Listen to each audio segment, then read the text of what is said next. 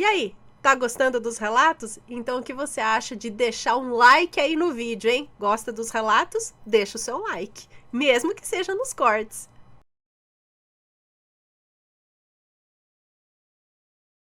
A casa da sogra, ou a casa assombrada da sogra.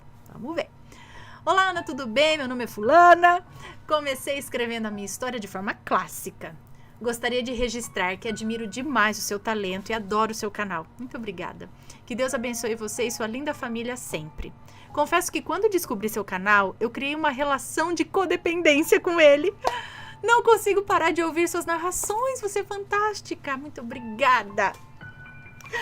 Os nomes das pessoas que fazem parte do relato foram trocados, então pode ler despreocupada. Muito obrigada. Vamos lá. Ana, eu sou do interior. Conheci meu ex-marido, fulano, que morava na capital. Era uma família de orientais e eu descendente de alemães. Engravidei quando namorávamos ainda. Optei por continuar morando na minha cidade até o nascimento da nossa filha, e assim foi. Quando minha filha nasceu, em 2000, me mudei para a capital quando ela tinha 6 meses e fui morar na casa da minha sogra, que na ocasião estava trabalhando no Japão. Morei sozinha lá por uns 6 meses, já que por conveniência o fulano ficava na casa do meu sogro durante a semana, pois trabalhavam no mesmo lugar, e vinha ficar comigo somente fim de semana. Em um almoço de família, uma prima dele, uma vez, me perguntou se eu não tinha medo de morar sozinha na casa. E eu, sem entender, perguntei por que eu teria medo. E ela me disse, porque a Batian, que é a avó, a Batian do fulano tirou a própria vida dentro da casa. Eu fiquei brava e perguntei pro fulano por que ele não me contou sobre isso. E ele respondeu que era um assunto pesado para ele. E só então ele me revelou que também já tinha tentado contra a própria vida. E ao ouvir a história, concluí que ele está vivo hoje por um milagre de Deus. Ele contou que não estava num período muito legal e encontrou os remédios que a avó usou para fazer o que fez. E que tomou a caixa toda. E quando já estava grogue, ligou para um amigo que morava na rua de baixo e disse: "Cara, obrigado por tudo e me desculpe alguma coisa." O amigo notou que a voz dele estava mole, mas achou que ele estivesse bêbado e só respondeu: "Fica tranquilo, fulano, eu tô aqui para isso." E desligou o telefone. No mesmo momento, a irmã do amigo dele, que estava dormindo no sofá, acordou e perguntou: "Quem era no telefone?" E ele respondeu: "Era o fulano." Então ela disse: "Sobe lá agora que ele está precisando de você." Então ele subiu na casa da minha sogra e quando chegou, o fulano já estava inconsciente e tiveram que arrombar a porta para tirar ele de lá. Ele foi levado para o hospital e conseguiram salvar a vida dele. Esse fato aconteceu 1 ano antes da gente se conhecer e começar a namorar. Continuei morando na casa sozinha por quase 2 anos. Minha sogra voltou para o Brasil nesse meio tempo e voltou de novo para o Japão. E só então o fulano veio morar definitivamente comigo na casa dela. Ana, quando finalmente fomos morar juntos e a nossa vida ficou muito... Quando finalmente fomos morar juntos, a nossa vida ficou muito pesada. Discutíamos por nada. Todo dia a gente brigava. E somos pessoas bem tranquilas. Então eu não conseguia entender o que estava acontecendo. Até que um dia eu sonhei que tinha uma espécie de bicho preto que corria pela casa, um pouco acima do chão, e se escondia atrás de uma pequena estátua de uma santa que a minha sogra tinha em cima da porta. Eu fiquei sem entender o que significava aquilo. Conversei com a minha mãe a respeito e ela disse assim: "Quebre essa santa." E eu respondi: "Eu não posso fazer isso, mãe, é da minha sogra." Até que pouco tempo depois, mandamos pintar a casa. E o pintor acabou derrubando e quebrando a santa. E Ana, nossas brigas cessaram e tudo voltou ao normal. Eu não sei dizer o que era aquilo. Às vezes penso que poderia até ser um trabalho da minha sogra, já que ela não aceitava muito bem o fato do filho dela ter casado com uma brasileira. Como se ele não fosse brasileiro também, né? Sei que ela gostava de fazer trabalhos para o meu sogro. Eles eram separados. E durante a estada dela no Brasil, às vezes ela virava para mim do nada e falava: "Não vejo a hora do meu filho largar de você e voltar para mim." Oi? Eu era nova, sabe? Não sabia nem como agir, não sabia nem como reagir a isso. Minha educação sempre foi que o respeito ao dono da casa tinha que ficar acima de qualquer coisa. Então eu nunca respondi. Afinal, eu morava ali de favor, né? Uma coisa que acontecia de forma muito recorrente ali era eu acordar de madrugada, com a sensação que tinha alguém me olhando em pé ao lado da cama. Guardem essa informação. A casa da minha sogra foi construída num terreno decaído, nível da rua para baixo. Era um sobrado, que tinha como se fosse o térreo. Uma parte ficava para baixo, que era uma espécie de porão, e a parte de cima, que era uma churrasqueira.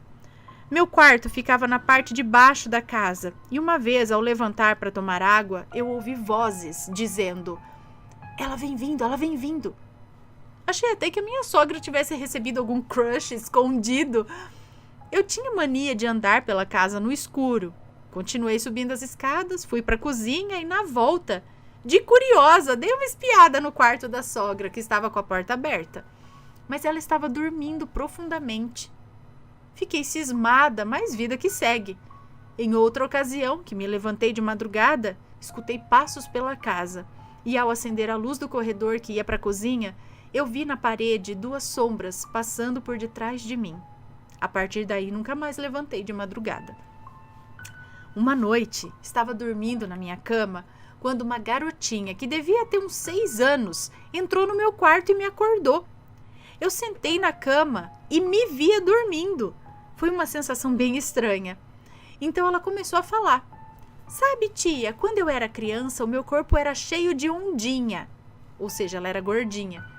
"Um dia eu estava tomando banho, meu pai chegou por trás de mim com um fio e passou no meu pescoço e apertou." Ana, eu consegui ver o pescoço dela.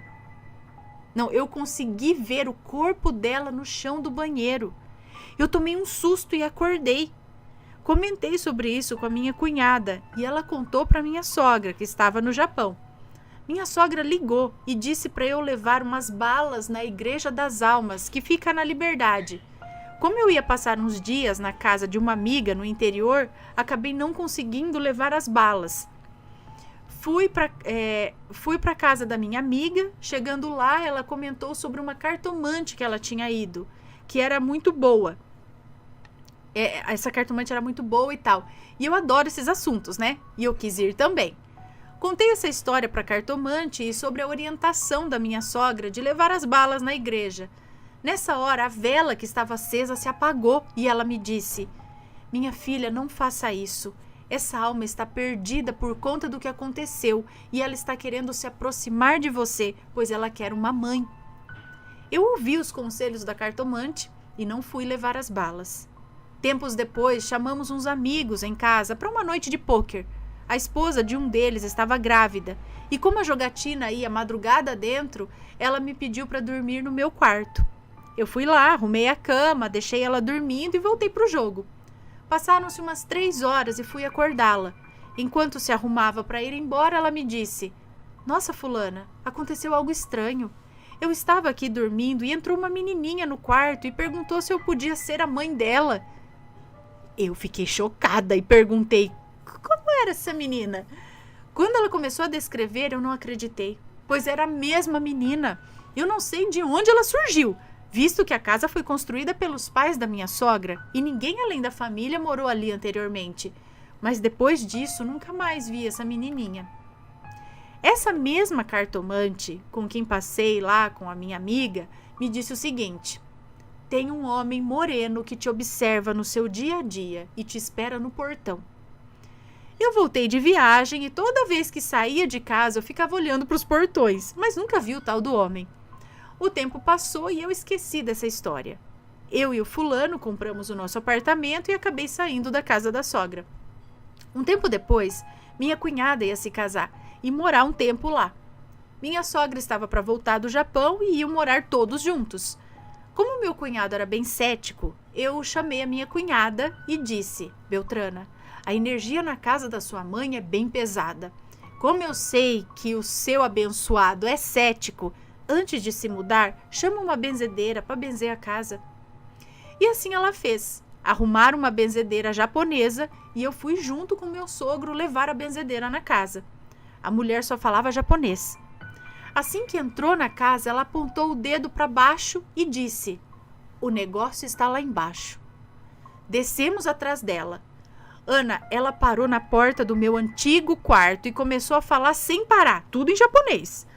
Eu não entendia nada e olhava para o meu sogro e ele fazendo caras e bocas, super impressionado. E eu perguntava: o que ela está falando? O que está acontecendo? E ele fazia com a mão gestos para eu ficar calma. Eu sei que ela ficou ali um bom tempo falando e quando terminou ela conversou com meu sogro. Eles se despediram, ela se foi e então ele me disse. Ela falou que quando aqui ainda não era nem loteamento, era tudo matagal, um rapaz pardo resolveu cortar caminho pelo mato para chegar mais cedo em casa. E quando chegou bem aqui nesse lugar, um bando de assaltantes estavam dividindo o dinheiro de um assalto e resolveram matá-lo para que não houvesse testemunhas. E o rapaz ficou preso nesse lugar. Ela disse que conversou com ele, que chamou a família dele, que já estavam desencarnados, e ele finalmente pôde se libertar daquele lugar. Eu imediatamente me lembrei da cartomante que eu tinha passado anos antes e me lembrei também da sensação de sempre acordar de madrugada como se houvesse alguém me observando. E para mim fez todo sentido. Lembra que ela falou que tinha um homem sempre observando ela, um homem moreno e tal? Eu nunca conversei com a minha cunhada a respeito do período que ela morou na casa.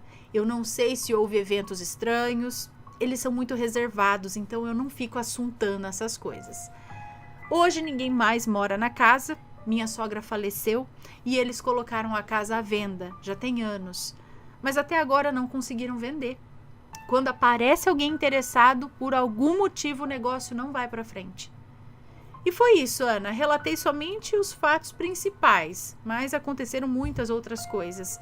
Um beijo para você, para sua família, seus pets e para todos os lindos assombrados. Muito obrigada, um beijo para você. Interessante, né? Que essas coisas aí na casa e tal, a santa, o negócio indo para trás da santa. E essa menininha que apareceu e falou que o pai... Será que foi em outro lugar e essa menina estava perdida por aí, se ligou em você? Às vezes nem se ligou a você dentro da casa, foi em algum local fora e ela veio junto e ficou por ali. Vai saber. Pessoal, já moraram numa casa assombrada? Conta pra gente, deixe seus comentários, sempre com respeito, por favor. Me conta, gostou do relato? Então o que você acha de deixar um comentário aqui embaixo, sempre com respeito, por favor. Além do like, é claro.